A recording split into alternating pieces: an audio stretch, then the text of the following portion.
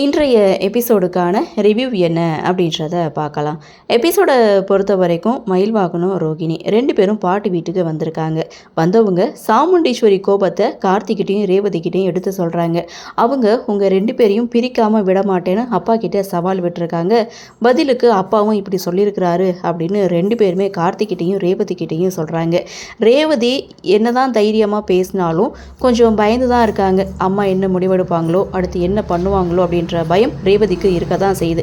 இதை பார்த்த பாட்டி ரோகிணி கிட்ட சொல்லி ரேவதியை கோவிலுக்கு அழைச்சிட்டு போக சொல்கிறாங்க. ரோகிணி ரேவதி 2 பேரும் அங்கேருந்து கோவிலுக்கு கிளம்பிட்டாங்க. அப்படியே சீனை கட் பண்ணால் ரேவதி வீட்டை விட்டு போனதை நினச்சி சாமுண்டீஸ்வரி பயங்கர கோபத்தோடு உட்காந்துட்டு இருக்காங்க. அது மட்டும் இல்லை, ராஜராஜன் பேசினதை நினச்சி ரொம்பவே கோபத்தோடு உட்காந்துட்ருக்காங்க. அங்கே வந்த சந்திரா, மாமா பேசினதே நினச்சி கோவத்தில் உட்காந்துட்ருக்கியா? அப்படி கோவப்பட்டு பொருட்கள்லாம் உடைச்சா எல்லாம் சரியாயிருமா?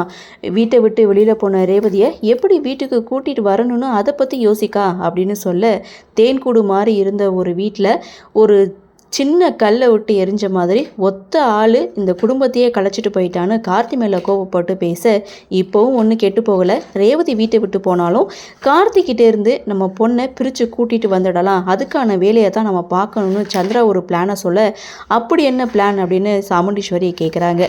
கார்த்தியை நம்மளால் எதுவுமே செய்ய முடியாது, ஆனால் லீகலான ஒரு விஷயத்தில் மாட்டி விட்டோம்னா அவனால் எதுவும் செய்ய முடியாதுல்ல அப்படின்னு சொல்லிட்டு, கார்த்தி டிவோர்ஸ் பேப்பரில் சைன் போட்டது உங்ககிட்ட தானே இருக்குது, அதை வச்சு போலீஸில் கம்ப்ளைண்ட் கொடுக்கலாம், அதுக்கப்புறம் ரேவதியை மிரட்டி வீட்டுக்கு வர வச்சிடலான்னு ஒரு பிளானை போடுறாங்க. போடுறது மட்டும் இல்லை, சாமுண்டீஸ்வரி சந்திரா நேராக ஸ்டேஷனுக்கு போகிறாங்க. கார்த்தி மேலே கம்ப்ளைண்ட்டும் கொடுக்குறாங்க. என்ன கம்ப்ளைண்ட் அப்படின்னு பார்த்தீங்கன்னா, விருப்பமில்லாத என் பொண்ணை கடத்தி கூட்டிக்கு போயிட்டான் அப்படின்ற கம்ப்ளைண்ட்டை தான் கார்த்தி மேலே கொடுக்குறாங்க.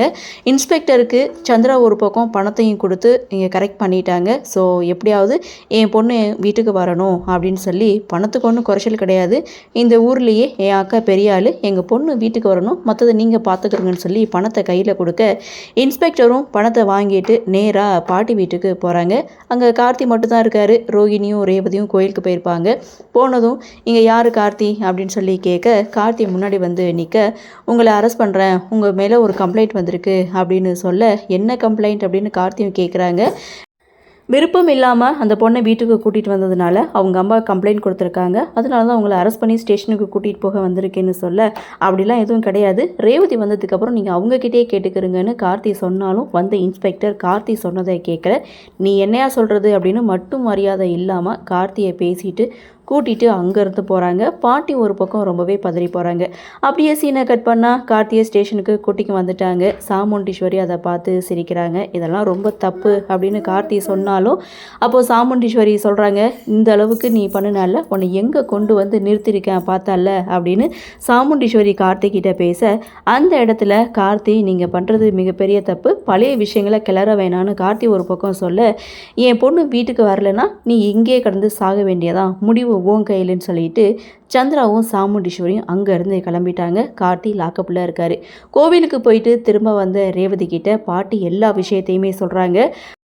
ரேவதி பாட்டி சொன்னதை கேட்டு அதிர்ச்சி ஆனாலும் உடனே ஸ்டேஷனில் இருக்கக்கூடிய மாமாவை பார்க்குறேன்னு கிளம்புறாங்க. நீ மட்டும் தனியாக போனால் கார்த்தி என்னை திட்டுவாமா அப்படின்னு சொல்ல, ரேவதி எப்போ தனியாக போவா, நான் கூட போகிறேன்னு ரோகிணியும் ரேவதியும் அங்கேருந்து கிளம்புறாங்க. இதோட எபிசோட முடிச்சிருக்காங்க. அடுத்து என்ன நடக்கும் அப்படின்ற எதிர்பார்ப்பு. ரேவதி கார்த்தியை எப்படியும் வெளியில் கூட்டிகிட்டு வந்துடுவாங்க. சாமுண்டீஸ்வரிக்கு செம்ம ஒரு பதிலடி காத்துட்ருக்கு. இன்னொரு பக்கம் சாமுண்டீஸ்வரி ராஜராஜன் கிட்ட கார்த்தி லாக்கப்பில் இருக்கிற விஷயத்தையும் கம்ப்ளைண்ட் பண்ண விஷயத்தையும் சொல்லிட்டாங்க. ராஜராஜன் ஒரு பக்கம் அதிர்ச்சியாக, ஸோ ரேவதி ராஜராஜன் இவங்க 2 பேரும் சேர்ந்து எப்படி கார்த்தியை வெளியில் கூட்டிகிட்டு வர போகிறாங்க அப்படின்றதான் அப்கமிங் எபிசோடுக்கான ஹைலைட். சரி, என்ன நடக்குது, என்ன மாதிரியான சுவாரஸ்யத்தோடு கதைகள நகர்வை கொண்டு வராங்க அப்படின்றத நாமளும் பொறுத்திருந்து பார்க்கலாம். இன்றைய பகுதி பற்றின உங்களுடைய கருத்தை வழக்கம் போல கமெண்ட் செக்ஷனில் பதிவு பண்ணுங்கள். இந்த வீடியோ உங்களுக்கு பிடிச்சிருந்தா லைக் பண்ணுங்கள், ஷேர் பண்ணுங்கள், மறக்காமல் நம்ம சேனலை சப்ஸ்கிரைப் பண்ணிக்கிறீங்கன்னு சொல்லி இந்த வீடியோவிலேருந்து விடைபெறுவது நான் உங்கள் கௌசி. நீங்கள் பார்த்துட்ருக்கிறது அக்னி சிறகு.